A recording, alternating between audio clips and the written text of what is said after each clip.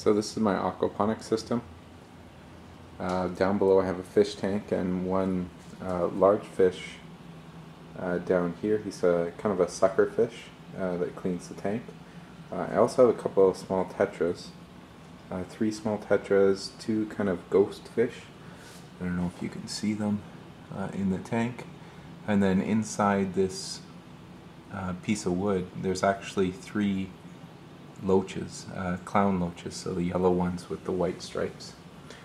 Up above is where my plants are growing, and right now I'm just growing mint, so that's the only thing I'm growing. I found that I did grow some lettuce and I was actually growing a tomato plant, but because I only have one light source on top, when the tomato plant started growing too high, the ones down below weren't getting enough light, so I found that I would only grow, one type of plant at a time.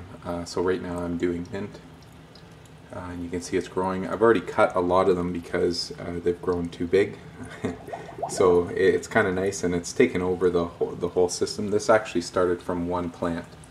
The starting plant is over here, down there. Then it kind of expanded, and since then I've actually taken some snipping or clips, and I've actually replanted them as well. So there's one back here that I've replanted, and it's doing really well as well. Now the way this system works is it is an ebb and flow system. So from my tank I have a pump down here, so it sucks up the water. That water goes down into a canister.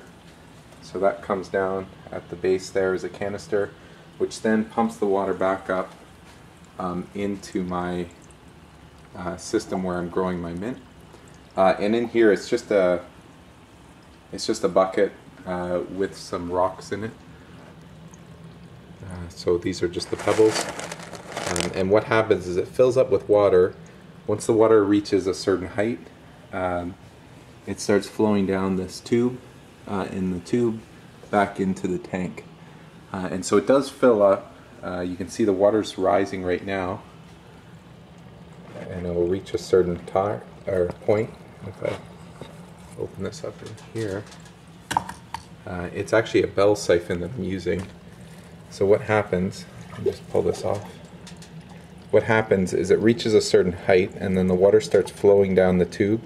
Once it starts flowing down the tube, it creates a siphon, and once it creates that siphon, it won't let up on that siphon until it reaches the bottom. So that's on here. There's some holes at the bottom, and that will release some air into the siphon, and once the air is released into the siphon stops. So right now you can see the water is actually up at the top of the rocks.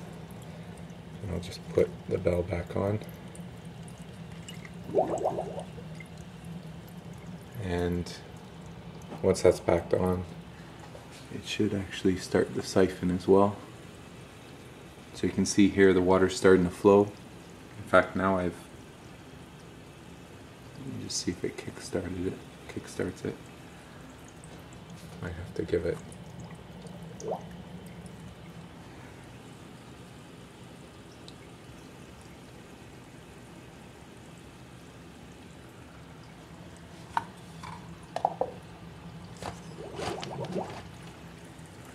So here you can see the siphon has started, and it's going down. Now we'll do this automatically, and if I go in the back here, you can see it's just pushing into the back into the tank down below. And the other thing that this is beneficial to the tank, it does push out the bubbles as well, so it kind of aerates the water. I do have kind of a little bubbler over on the side as well.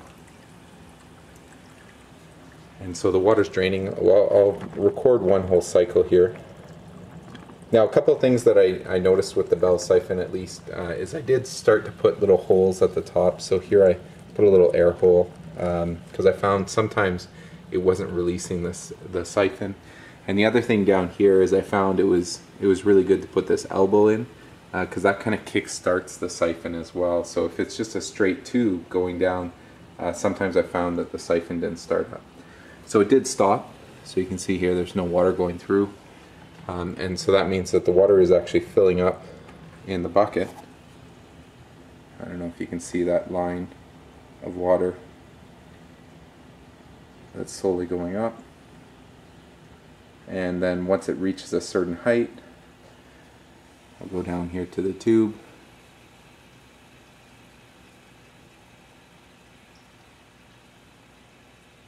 You can see a little bit of water starting to go at this point.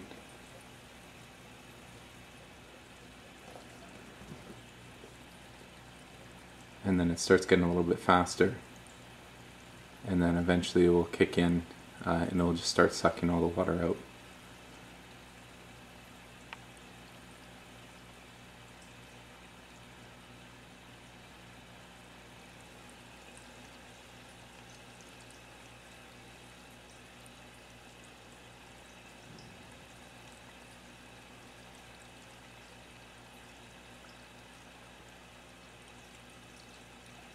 So here it goes. And now it's going to take all the water. And so now if I looked at the water level, you'll start to see the water level drop slowly. And then at some point it will stop. Once it reaches a certain level, the air is going to get into that bell. Once that air gets into the bell, it will stop the siphon.